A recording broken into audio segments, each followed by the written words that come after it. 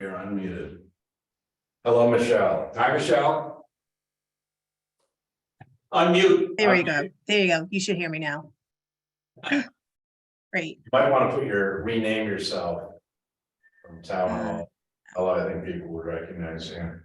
You're very famous in this town. Thanks.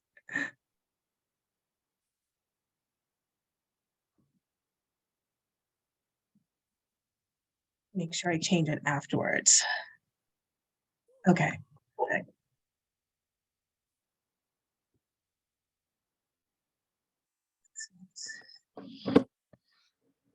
We can chat. Well, if you mute, we can chat. I don't know, somebody's just done.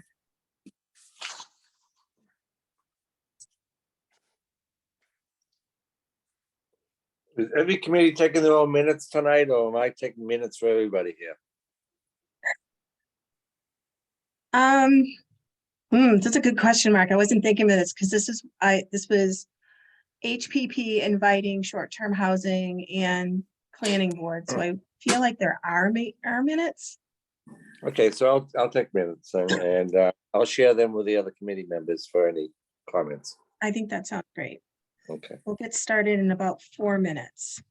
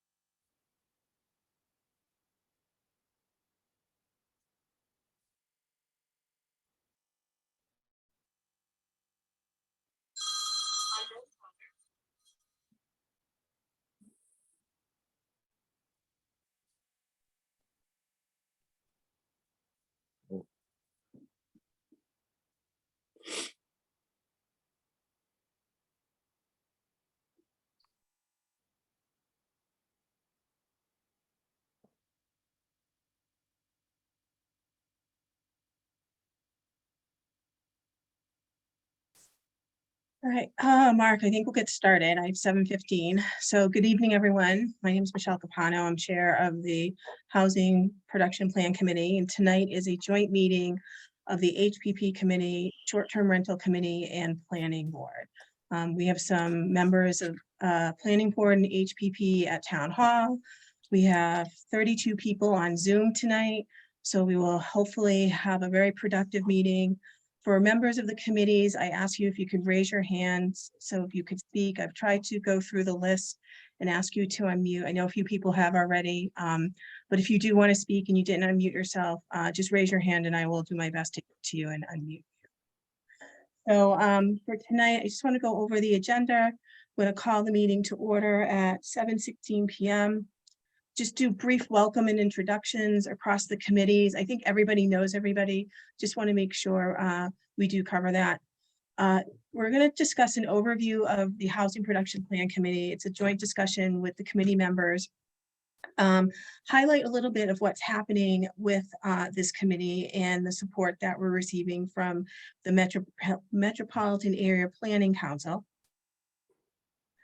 And then we want to also highlight some of the activities that the committee is going to be doing over the next 18 months. We also will have discuss about 40B and 3A MBTA communities. These are important pieces of legislation that are before the committee in order to help Nahant achieve their housing plan production ability. And then we're definitely going to open it up to questions for across the committees. This is a working meeting of the committees tonight. We have set aside some time for citizens forum. And then what we'll do is take a brief 5-minute break so the other committees can leave, and then we'll finish up with new business. The public is still welcome to stay on, as well as the other committee members. So it's just an overview of tonight's agenda. Anyone on the committees have any questions? Madam Chair, before we do that, could we have, starting with the HPP committee, just a roll call so I can get who's present? Sure. And then we can do the planning board and the short-term housing. Excellent. Thank you, Mark. So roll call, Michelle Capano, present. Dave Wilson. Present. Heather Goodwin. Here. Lynn Spencer. Town Hall needs to, I have to get Town Hall on mute, but I see Lynn Spencer. I see Jim Walsh. She's waving. Patrick O'Reilly. He was on our last meeting. I see Patrick. Let me just I see Patrick. unmute him. Yeah. Okay. And then Mike Raworth wasn't able to join tonight. I believe that's it. I see Patty's here too. And Patty. Yes. Thank you. He's muted also. Yeah, Okay. we can't unmute unless you let us. Working on it. Thank you. All right, great. Thanks, Michelle. And how about the planning board, Rob? Yeah, I'll mute him. Yeah, I did. And let me try again. Rob, you want to check your computer and unmute? I requested you to unmute. There you go. I am unmuted. I am here, Rob Steinberg, Chairman of the Planning Board. And in terms of my board, I think Patrick may be the only one here. Anybody else from the planning board present? Sheila's here. Sheila's here. Anyone else? So 3 of us, Sheila, Patrick, Rob. I think we have Steve dialed in. Steve, are you there? Steve, can you unmute? I am here. I have been unmuted by the host and myself. I am present. Steve is here. Okay. That's it from the planning board. Go ahead, Michelle. Okay, and then Wayne for short-term rental. I am here. Can you hear me? And yes, yeah. can hear you. And All then I do see Rob Tibbo. And I'm Steve here, is also Michelle. here. Great. And I think Marie's here as well. Yes, Marie. Yeah. I see the name on the square. I'm Yes. here. I don't see John tonight. No, I don't see him on the screen. And Okay, Mark, thanks. joining shortly is Shannon Bianchi from Planning Board.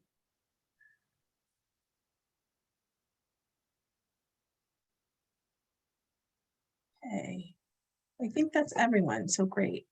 Just pop back to the agenda. Right, so a few things that we'll cover tonight. So the first thing is just an overview of our Housing Production Plan Committee, and certainly welcome my other committee members to provide their feedback as well. So I think most people who have been participating or attending Board of Selectmen's meetings have heard this committee was set up in order to help Nahant achieve its affordable housing goals. And what this also does is help Nahant for preparedness in terms of its affordable housing requirements, meeting the statutes under 40B and Chapter 3A MBTA communities, as well as any proposed or future grants and funding that may be available by the state. It also helps the Nahant Housing Authority as we continually try to work towards meeting that housing goal. Their funding can be potentially impacted if we don't work towards our affordable housing needs. So we want to make sure that we are completely lockstep in trying to meet the housing crisis that is going on in the Commonwealth of Massachusetts. We are supported by the Metropolitan Area Planning Council. They are, consider them like Massachusetts internal consultants, helping cities and towns across the Commonwealth with different initiatives, especially around open space, affordable housing, housing production plan. And so we've engaged them in a contract to work with us. We have a specific timeline with them and deliverables. We are going to be coordinating various activities such as public hearings, so we can get the community's feedback on affordable housing, certainly provide some information back to the community on some of the work that will be done around housing needs and looking at what would be desirable locations to meet the 3A MBTA communities, whether it's specific changes in zoning, a zoning overlay, whatever. These are all going to be ideas that are going to be circulating for some time. Our work started just very recently. We had our first meeting in November, second meeting in January, and hopefully we'll start setting that meeting cadence a little bit more frequently. We welcome the community's input and feedback, whether it's in this meeting or through email. So we encourage, residents to please, send us their questions and comments. In the short term, we will be talking about planning the first community event, hopefully sometime in the middle of February. And this will bring the community together to share with everyone the housing needs assessment that was done recently, and then talk about, people's visions and objectives and what they see about affordable housing in Nahant. Right now, there's a target, to hit in terms of compliance, and hopefully we can start putting the plan together that demonstrates to the Commonwealth of Massachusetts how we're going to meet that target. And then certainly, present it to our residents as well for their support through a town meeting vote. So let me just stop there. I've spoken for a few minutes. I welcome any other feedback from any of my other community members.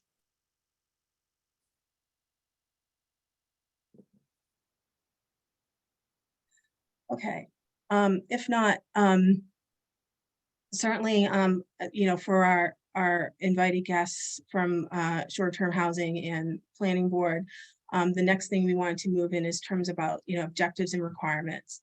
So the first one was around the HPP process. And I'm just going to swing over and just grab some notes here.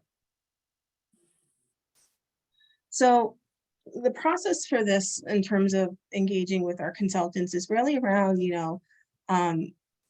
looking at Nahant's housing needs, really trying to understand through the data that's available, how we're going to be able to meet this goal of affordable housing in Nahant. Lots of great ideas have been circulated over the last few months, past year. And I think those of us that are sitting on the committee have been really taking those to heart. And there's a tremendous amount of passion here to really try to come up with a plan that's going to help support the town. Along with that is certainly making sure we meet the compliance for Chapter 40B and 3A. And so I think folks are familiar with the 10% goal of subsidized housing. Along with that is the MBTA guidelines. And so what does that mean? And 3A is fairly new. So with 3A zoning, what it's looking to do is help create a updated zoning, whether it's new zoning or changes in zoning or a zoning overlay in residential areas that are close to MBTA, train, rail, where we can create housing stock in terms of what we look at as multifamily. And that's open to, building by right. It's there's not going to be any age restriction. It's going to be for families and children.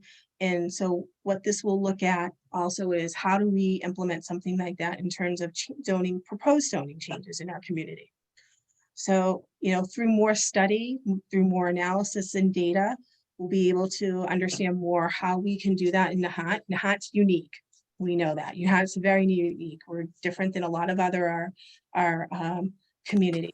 So we need to really be thoughtful in how we look at making those proposed zoning changes to the community. By doing so, though, we want to make sure that both planning board and short-term rental are apprised of what this means. Certainly with short-term rental, as they prepare to finalize their proposed articles for the upcoming town meeting, we want them to be thoughtful around what limitations there might be, because it could impact the housing stock for affordable housing. And so we don't want to encumber, anyone that has a short-term rental. It's a source of income for them. We want to impact people's livelihood, but we also want to be able to meet the affordable housing needs in the town. Let me stop there for a minute, catch my breath, and see if there's any thoughts or comments. Madam Chair, just that I think it's important to highlight as we move on to define what affordability means, particularly in Nahant, because I think there's a lot of misconceptions about who meets the affordable guidelines. And based on our last meetings with MAPC, apparently about 40% of the current residents in Nahant would meet that requirement of affordability. So I found that to be pretty striking. So, we're not talking about,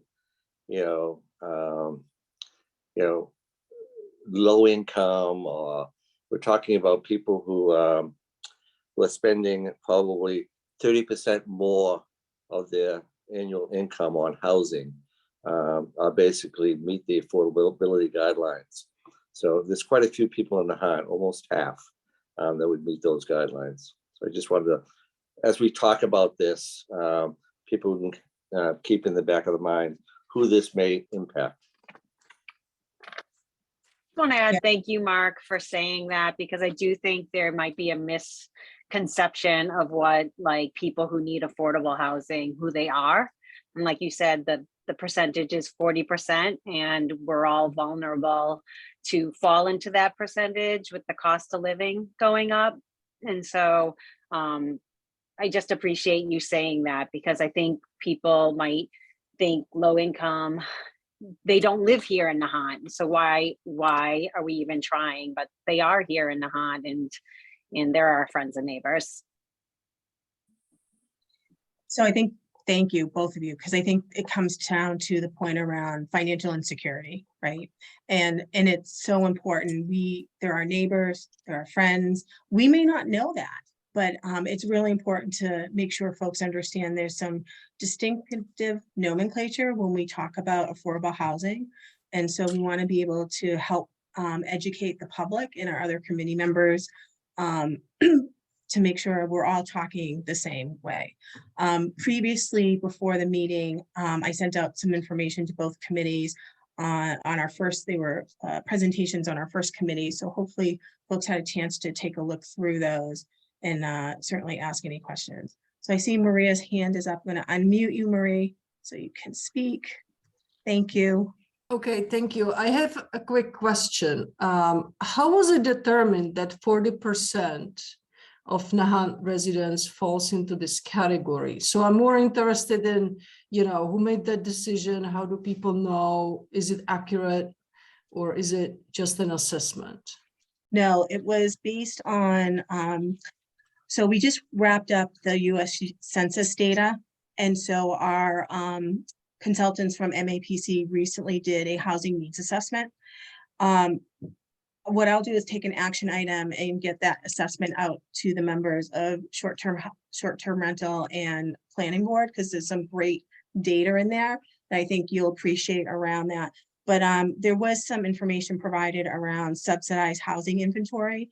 And through that, they were able to do an analysis on taking the census data, looking at various components of census data around income, age, ethnicity, all the different criteria you would expect for this type of analysis. And they act specifically on income, they were able to pull from the census data how they got that 40%.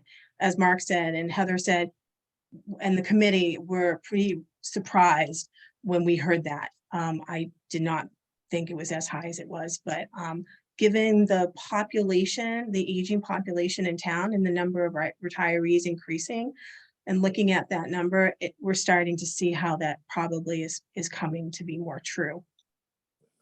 There are a number, Madam Chair, there are a number of levels of affordability. There's extreme affordable and medium, but I think if I remember the numbers correctly, I don't have them in front of me, so I could stand to be corrected. The average income, average medium income in Nahant is $94,000, and if you are 80% of the average median income in the town, you would qualify for affordable.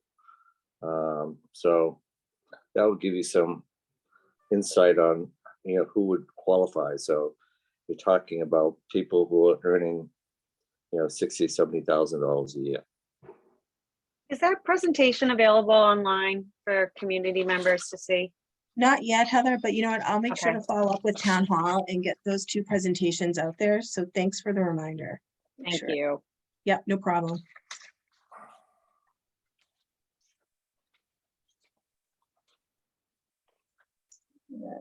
Action, great. Okay. Perfect.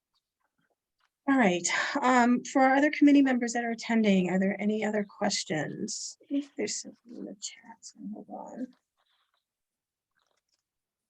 Michelle, Steve here. I don't have a hand to raise because I'm dialing in on a cell phone.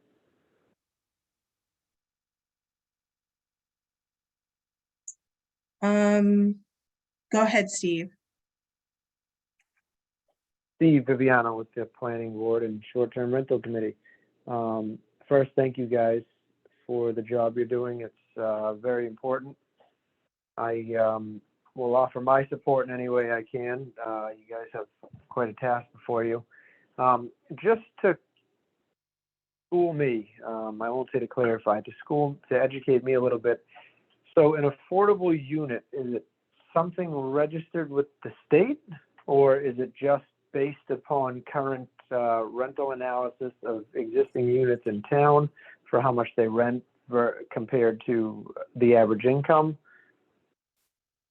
Like how does it work? And pardon my ignorance to it, I just don't know much about it. Sure. So the affordability is actually starts at the state level. So the state level was 140,000, and that's the mean level.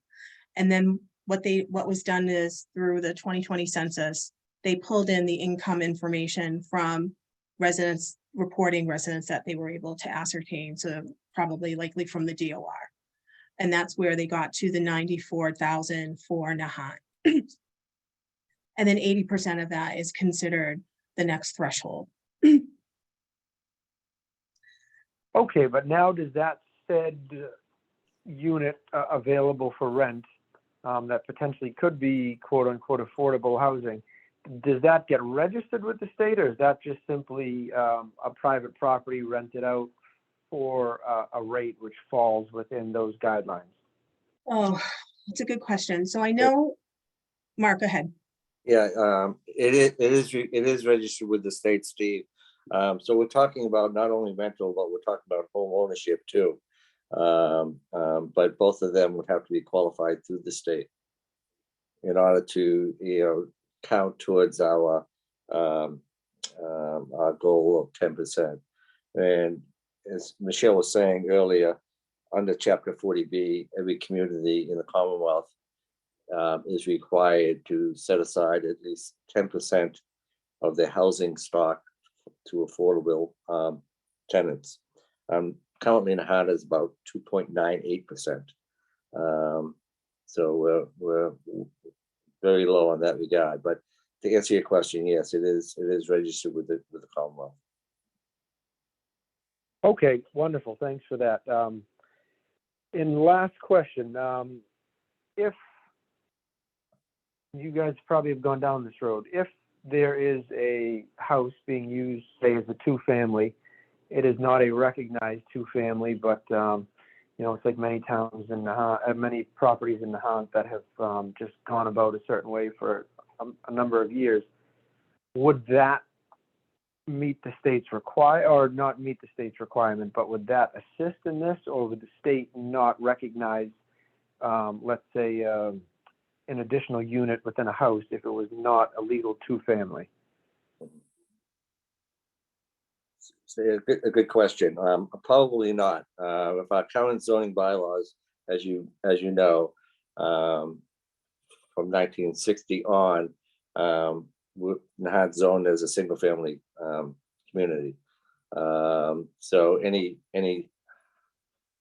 household that is a multifamily after that is in a legal structure, essentially. I know. I think the building inspector is on board. He can correct me if I'm wrong, but I believe that would have to change. And those are some of the things we're talking about in our committee that I'm sure Michelle will get to.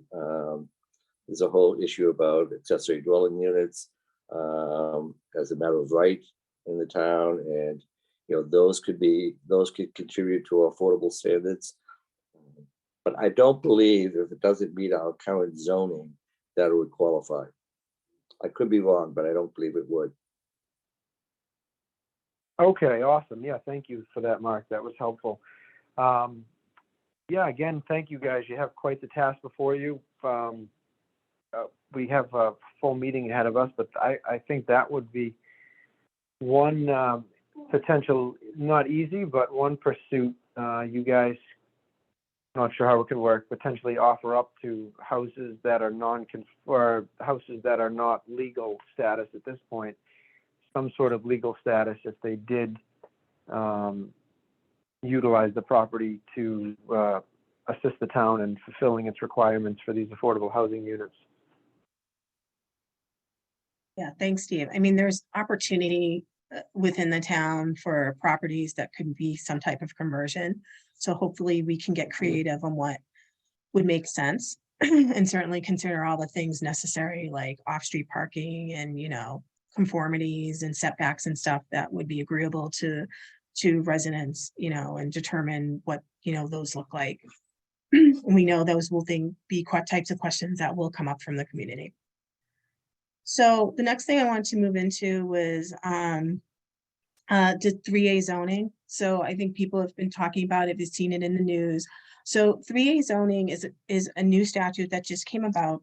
And as we move into, it's a good segue. It's around creating, new zoning around these, clustered groups for housing. And it could be, creativeness around townhouses, whatever, multifamilies, but they're going to be a way in which families and families with children can reside and help increase that housing stock.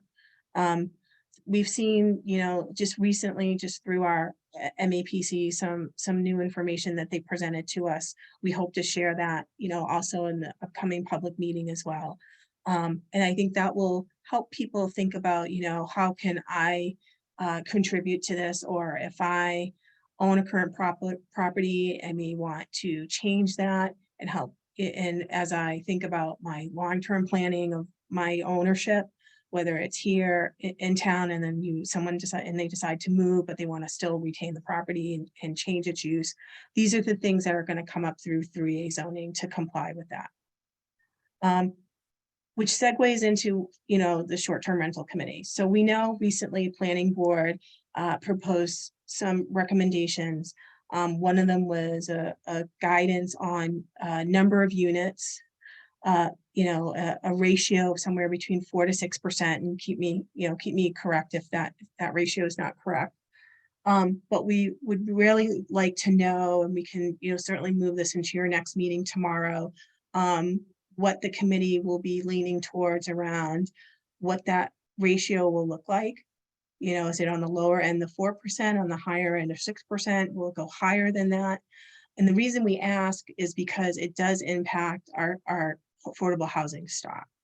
Currently, Nahant is short approximately 84 units to get to that compliance for Chapter 40B. And so if we allow more units in town to go short-term rental, it may take away from units that could be potentially looked at as affordable housing units. So, but we also don't want to restrict people from doing business, earning a living, if that's their means of earning a living as well. So it's just making sure that the committee is advised of what some of the, you know, things that we're working through for our committee, and that you're aware of these things that are coming up, and that you consider them as you think about what your proposed zoning is going to be. And then we can get more detail. I can, you know, I'll likely try to attend tomorrow's meeting and bring, you know, do some more research between then. So if there's further questions, I can help, you know, facilitate, you know, a response, or you can send them in writing to us and we can, you know, work that way as well.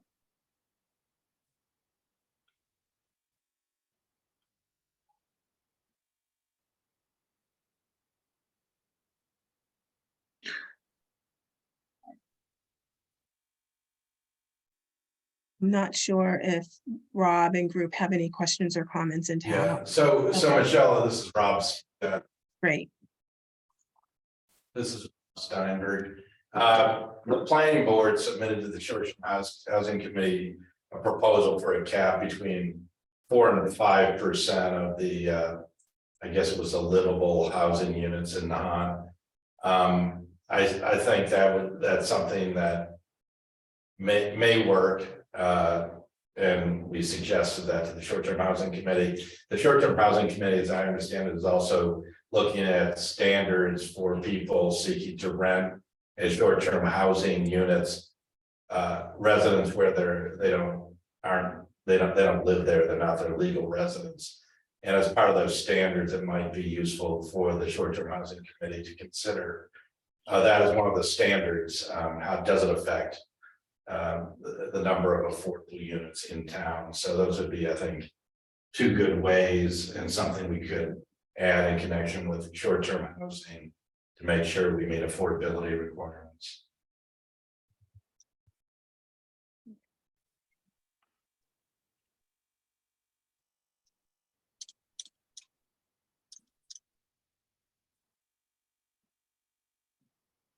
Has the planning board or the short-term rental committee looked at the housing stock in Nahant in terms of how it's being occupied, the percent owner occupied, percent rental, percent vacant?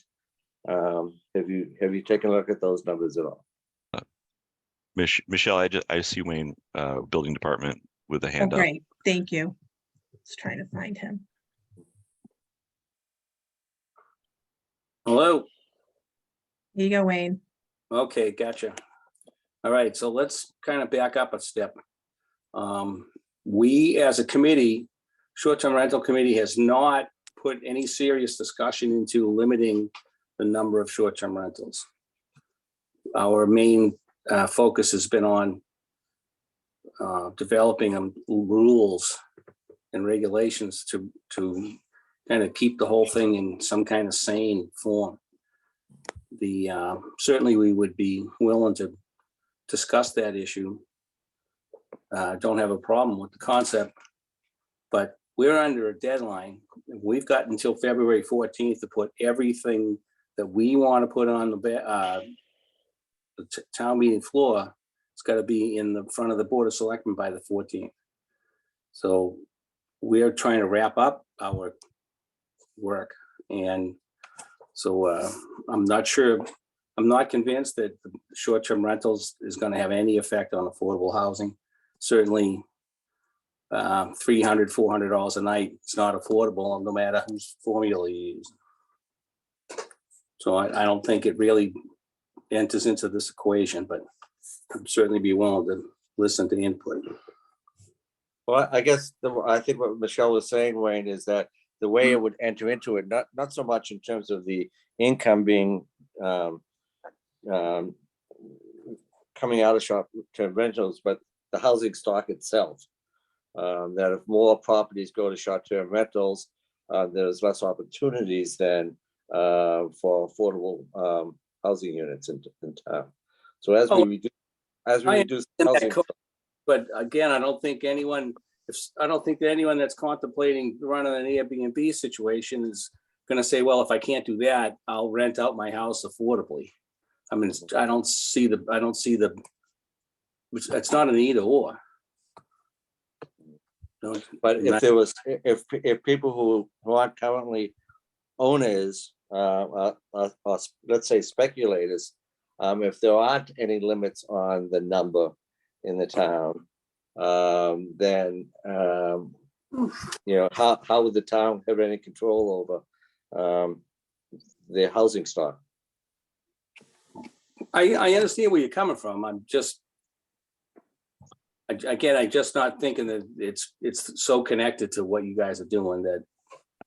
But certainly we were having a conversation. We've got the recommendation from the planning board, and so we're going to have a meeting tomorrow night. It's probably going to obviously be on the table because we've got to wrap up our work, whether we like it or not.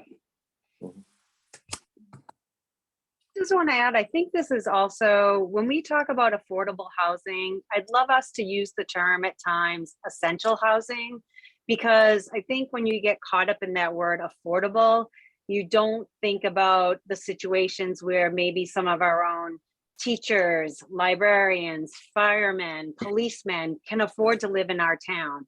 I think that's where Airbnbs and short-term rentals come into the equation, and it might tend to be a gray area. I think part of our job on this committee is to kind of look also at what the future of Nahant looks like as far as our residential neighborhoods. But I think getting caught up in short-term rental owners aren't gonna rent affordably. It's a good point, but it's not the whole picture.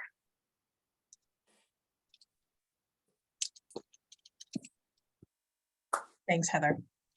That was really good. Okay, welcome for any other, and I see Marie's up, so I'm going to unmute her. And certainly any other members of the other committees, if you have questions or comments, we'd love to hear from you. Go ahead, Marie. So I have a question because I don't know the answer to this question. So when we talk about affordable housing, what does that mean? Is there a rental limit? So for example, if I'm renting 1-bedroom apartment, the maximum rent I can charge is, I don't know, $2,000. Is there a monetary limit, or what does that mean in practical terms? Because I just don't know the answer. Yeah, it's not a rent. It's not a rent limit. It's an income limit. So when they're looking at affordable, they're looking at 80% of the median income. Okay. So in Nahant, the median income was $94,000, and again, it was based on 2020 census data. So 80% of that is as Heather said, the essential housing income limit for folks that would desire to live in town and be able to, have a residence here. Okay, so let's say, there's a house available for rent, and the rent and break-even point for the landlord is $4,000, $5,000 a month. Is that affordable housing? Or like, how does that work if somebody, who is in these limits wants to live in that apartment? So what I'm trying to figure out is when we talk about the short-term rental committee, right, as Wayne said, how many of these houses or apartments would even qualify?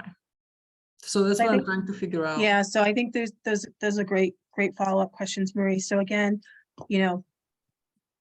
that driver is around the median income. And certainly I think all of us homeowners or renters know if we're spending, under 30% of our income for housing spend, right? It seems like it's okay. But for some people, if they're spending 50% or more, that's when it becomes economically unfeasible for them. And so it's important to try to find an opportunity to create affordable housing stock. And it could be through an opportunity of, looking at development. It could be someone from the outside coming in and saying, I can help subsidize this. It could be money that's coming through either from the state or the federal government. There's creative, solutions out there. I would say, recently the city of Newton is starting a new project. There's another project of 2 Catholic schools in Salem that are turning over to affordable housing in the next 24 months. And those are being funded, through grants from the state plus an outside developer. So is there an opportunity that can happen, Nahant? Probably not on that large of scale, but things can change very quickly. If there are, a certain location where certain houses are coming up for sale and a developer comes in and says, I want to buy these 3, I'm going to make an offer to these 3 homes and do something creative for affordable housing, then, if we have the right zoning in place, then that's going to help support people. If they're going to reconfigure a single family to a 2-family or a 3-family. Michelle, can I just point out one thing? Your path.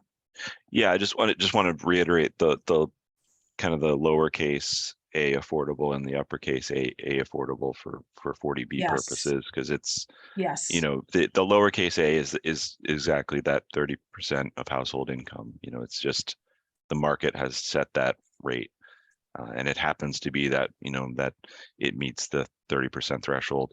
But the uppercase a, where we're going to count it towards that 40B threshold, that that requirement is the deed restricted affordable housing.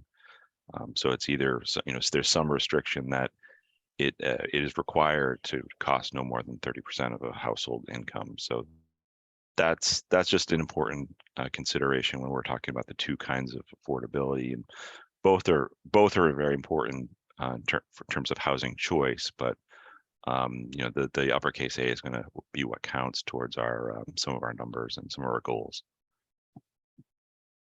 Thanks, Pat. So again, I think Pat raises a good point. There's also the nomenclature, making sure we can, our committee, our other committees, make sure everyone's apprised at what that nomenclature is, and the public as well, because it's important to make sure we're all talking from the same place. All right.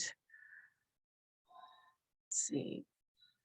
So being cognizant of time as well, I want to give the rest of the committees any opportunity for any more input or questions. And then certainly discuss next steps for the committees.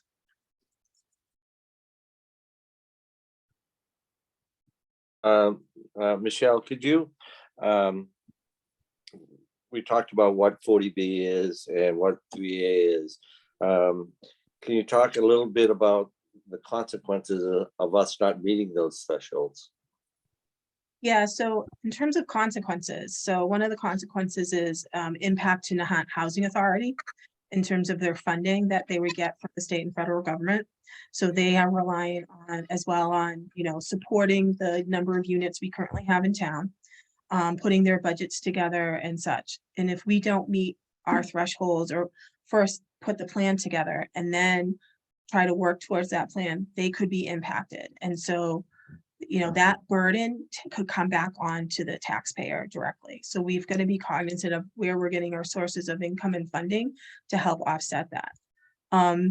The other is, you know, we've seen unfriendly 40B developments happen in other communities. You know, something could happen and a developer could come in and say, I'm gonna take this 15,000 square foot property and I'm gonna put, you know, 6, 7, 10 units on it, and it bypasses everything that we have in zoning. So those are the things in terms of, you know, the plan, helping, you know, work towards that plan and having that safe harbor that helps, you know, the town, but also demonstrates that we are being thoughtful, right? We're being thoughtful of the residents that are here, or even future residents that want to come and live here. And so really being cognizant of what, you know, those unintended consequences could be. It's hard. I think we will find that this process will be challenging at times. But I think if we, you know, can try to think through how we can best look at, you know, the areas in town that could best benefit from this, then I think we can come up with some really great plans and solutions and really meet the needs. The one other highlight I wanted to, before I forget, is on ADUs, and this is more of a PSA, but we know the town of Swampscott a little bit more ahead of us on this topic, but they are having a meeting on ADUs the end of the month, I believe. And it's also going to be on Zoom. So if folks are interested about ADUs, it'd probably be a great meeting just to sit and listen and see how the town of Swampscott is looking to address that. See what their residents are thinking about, because that's another avenue. If, you know, I own my home and I want to create a small little, you know, building on my property that I think will sit within the setbacks, and I can put, you know, an elderly aunt or uncle there, you know, or rent it out to somebody in town that I know is downsizing, and it, you know, it's affordable for them and it's a little income in my pocket, then, you know, that's a great win-win for everybody. So Wayne, I see your hands up, so I know this is a hot topic that you might want to talk about.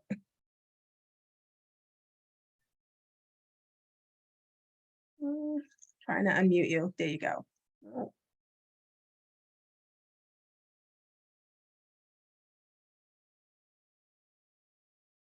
Hey, come on. Trying to unmute Wayne, but it's not working. How's that? There you go. I got Sorry myself. about that. All right, okay, so I was looking through all the paperwork, the handout that was sent out. And it seems that the 3A MBTA situation is kind of counter to affordability. Because I don't understand if the 3A is requiring us to offer up at some portion of town to be allow someone to build multifamilies. There's nothing in that language that stops them from building expensive units. And there's no mention of affordability in that. So isn't it kind of counterproductive to kind of implement both things at the same time? I think it depends, Wayne. Right. I'm gonna unmute Mark. Nope. Sorry, and I'm not sure who I'm listening to now. no, I'm sorry, Wayne. I'm trying to unmute Mark. There we go. Go ahead. Sorry, Mark. Yeah, Pat, you go ahead, Chris. Your recollection is probably better than mine, but I believe that the 3A requirements does allow an affordable housing requirement as a percentage, as long as it doesn't make the development uneconomical. So I think, you know, some percentage, 20%, 25%, 30%. So there can be, as part of that by right multifamily zoning district, there can be a requirement to include some percentage affordable housing.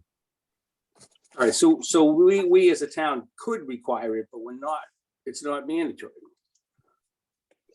It's an option then. It's an option.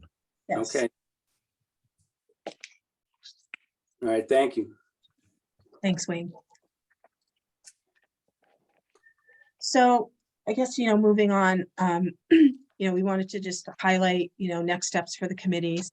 I think one is we certainly have representation, you know, from planning board. on here as well. And some of us attend short-term rental, so we'll continually, as you know, committee/resident, listen in on the meetings and certainly be available. We're certainly open, you know, can certainly email the committee as well as questions come up. We know your timelines are coming up very fast. And we want to, you know, be cognizant of that. We're not trying to, you know, stop any of your progress. I think the progress is moving forward. But questions may come up and we want to be available to you and be able to help work through that. And certainly, if we can't get that immediate answer, we can work through our consultants to help.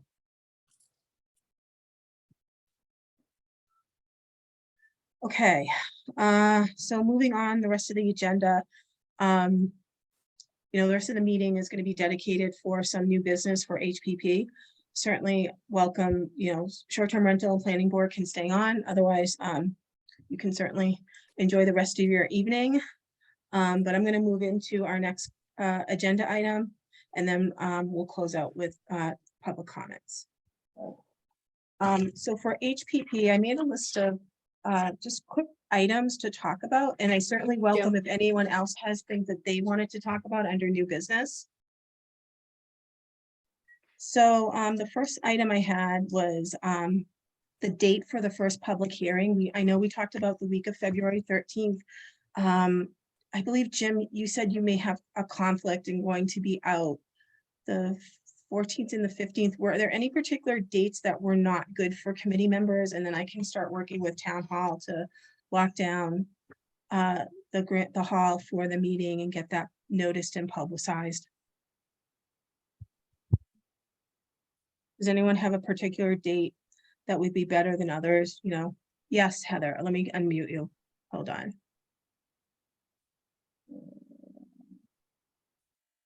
Okay, so we did talk about not scheduling it over school vacation week, and I am away Yes. that week. I feel like we have a better opportunity to get maybe some of the parents involved too, if we steer clear of that week. So isn't February 13th the week before school vacation, or is that I school believe vacation? so, but so just kind of putting that out there as a Yeah, reminder. yeah, Thank I you. think we picked that week because it was the week before school vacation. I don't know. I see Patty. I'm gonna just unmute you too, Patty. Can you confirm, is that true? There you go. Yeah, yes, I can confirm that that's true. So school vacation week is the following week. Okay, great. So do members have an opinion on which day of the week, Monday through Thursday, would be better for this type of public hearing for our residents to attend? I mean, it's February, it's still winter, you know, snow. These are things we're gonna have to work through, but you can also try doing hybrid. I mean, tonight was a great example. We had about 42 people on and we're managing it. You know, we can still get creative around that as well. I like hybrid. Yeah. I think we can do hybrid. I just know the acoustics in the town hall kind of can be challenging. So we'll have to really have, you know, some strong facilitators to help work with us. But I agree, hybrid will help a lot of people to attend if they don't want to be, especially, with, COVID cases and all that kind of stuff. So I'm sensitive to that. Okay. I would also avoid February 14th as it's Valentine's Day. So I don't know how many people in Nahant celebrate it, but Sure. Okay. So let me just pull up the calendar here.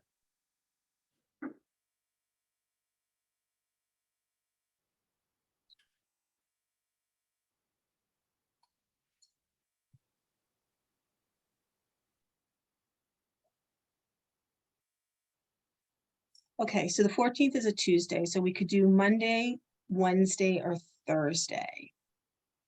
Does any of the committee members have, Mark, do we need to vote on this? Make a motion to No, vote? you just, No. you set the meeting, yeah. Okay.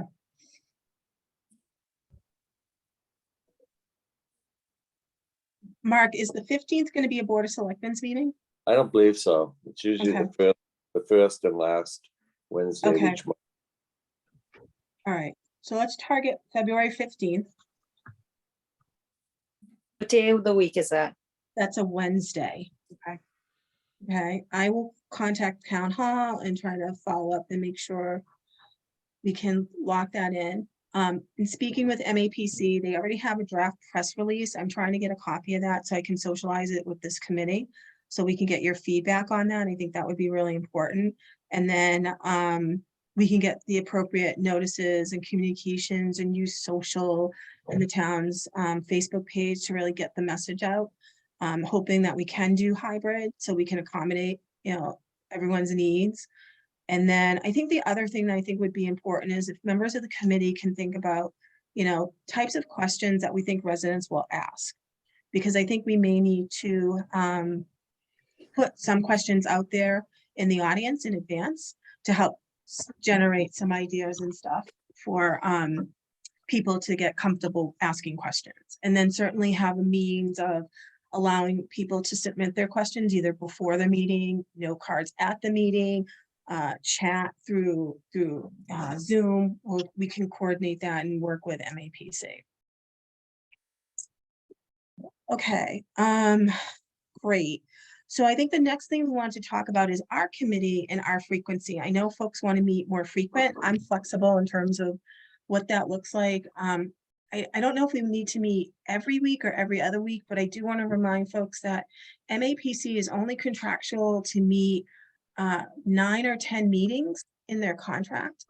And that's really to kind of the staging of when the deliverables are happening. And then of course the other and community engagements pieces as well.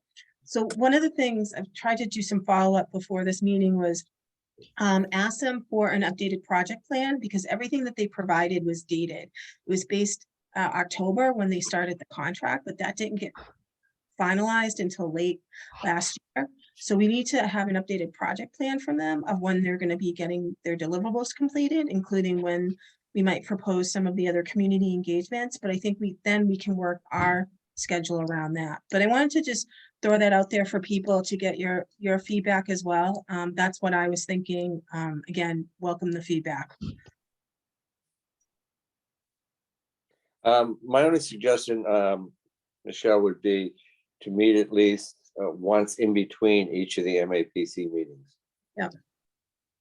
Well, that way we can discuss what we went over in the previous meeting and prepare for the next meeting. Okay, and I know Jim has some comments and he's at town hall. I'm trying to unmute him, but Jim or Lynn, you might have to look at the computer to make sure I've asked to unmute you, so you need to unmute It's always been very hard to unmute Jim. Let me try it one more time. All right, I'm asking to unmute and it's still not working, so I apologize. I think Lynn was gonna get some assistance. We'll come back to them. Okay. Okay, so I think what I can do is once I get that schedule from MAPC, what I can do is put a proposed calendar together to send out to the committee to look at, and then we can talk about it at the next meeting. And then let's get to talk about calendars for the next meeting. So today's the 23rd. And then day of the week. What I know, Mike Raworth has a conflict on Mondays at this time. So I don't know if there's another day of the week that works better for folks. Again, I'm flexible, so I'll make it work. I personally like Mondays, but I could do Wednesdays too. Okay. Okay. Yeah, I can't do Wednesdays. Okay. I mean, Okay. I mean, the selectmen meet on Wednesdays usually. Oh, Yeah. okay.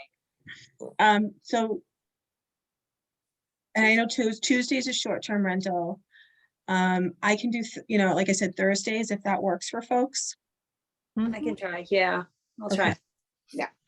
Okay. So tentatively, we'll plan the next one for Thursday, February 9th. And that actually works out well because it's a week before the first community engagement meeting. It will be a good time to kind of do any dry runs, questions, that type of thing. Let's see. Okay, so moving on. I did want to address one thing. I know we've had some communications over the last week or so.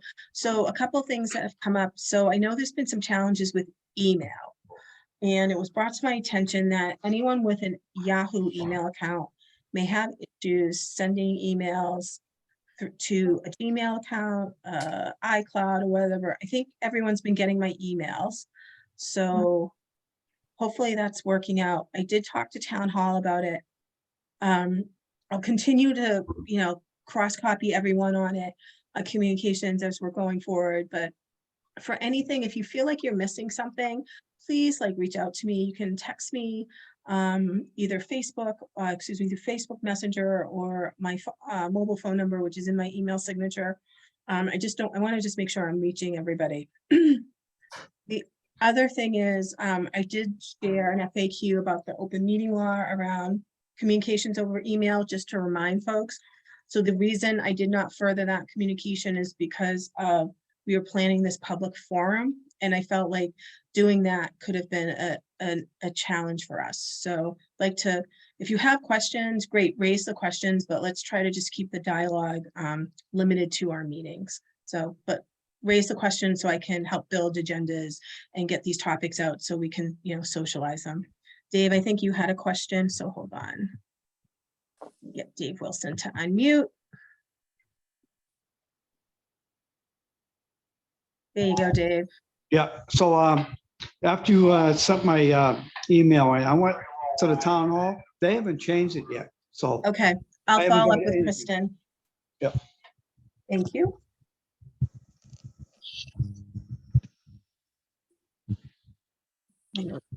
It should be outlook.com, not MSN. Okay, I will make sure I follow up. You said outlook.com? Great. Yep. Awesome. Okay. Yeah, we'll get that up. All right. Person. Okay. All right, great. And then, okay, and I feel bad. Jim, I know you can hear me, but I want to talk about February 3rd. Is there anyone in there that can unmute the computer for you? I can't see. Maybe you can call in on his phone. Go on cell phones. Yeah, do you want to call in on your cell phone? I think Lynn's going to try calling. All right, we'll give her a minute.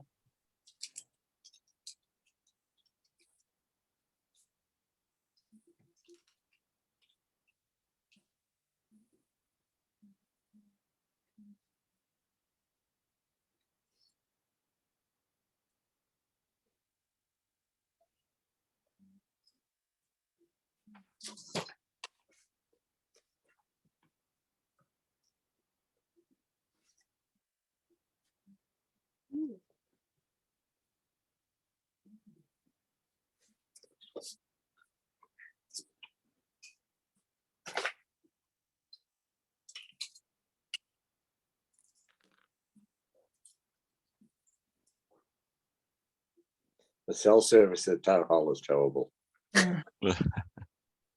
Okay. Jim, Jim raised a point for February 3rd where he's going to be speaking to the village church about affordable housing in Nahant. And I believe he's speaking as a citizen. And I think that's fine. I know he self-reported because he felt like there may be a potential conflict with his role on the committee. I don't feel it's a conflict, but we'll wait to hear back from the Assistant Attorney General on it. Jim, I will follow up with you tomorrow or Wednesday before, just to kind of circle back.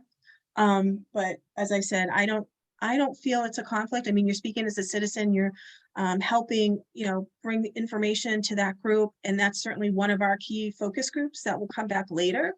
And we can certainly have a follow-up with them specific representing HPP, but I think it's perfectly fine for you to talk about the affordable housing in light of your earlier communication and outreach to the Board of Selectmen that predates the setup of this committee.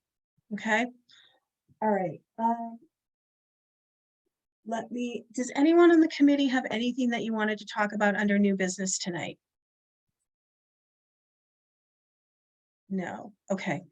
All right. I'm just going to, I think our last item is Citizens Forum.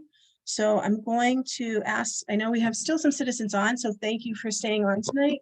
If you can raise your hand when you want to speak, I want to just take a look at the chat. I know there's been a few questions, so I just want to just see if I can address a few of them.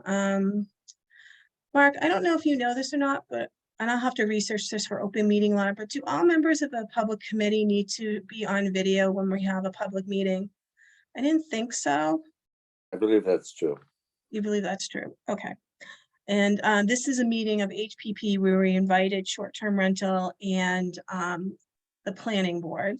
So, but I think most of our HPP meeting members were on video tonight. So, but I'll follow up, and if it is, I'll send that out to everybody so they're aware of it. The next one was on the mean median income. So for Nahant, according to the 2020 census, that was approximately $94,000. And Heather raised a good suggestion. We got to get out some of these materials out on our town website for our new committee that were recently created by MAPC. I think they're valuable, and I think our public would appreciate seeing some of the data that's in there, especially around the housing needs assessment. The next one was the kind of concrete income number that Mark used would be very helpful. Again, we'll get that out it's in our housing needs assessment, and we will make sure that's published.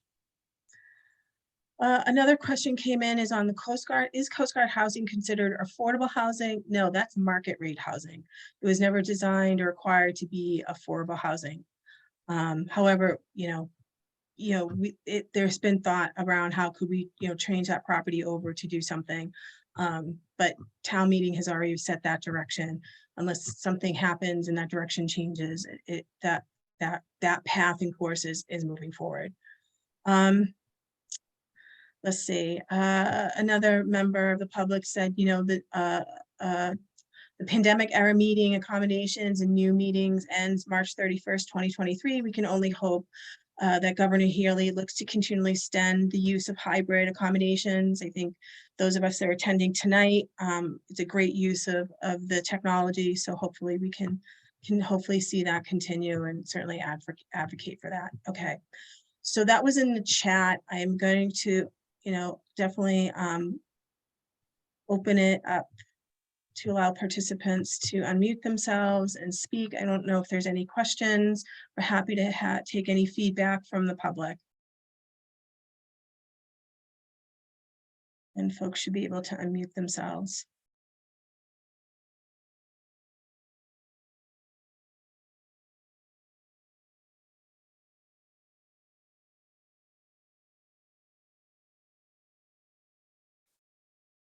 All right, looks like I don't see any other chat or anyone with their hand raised.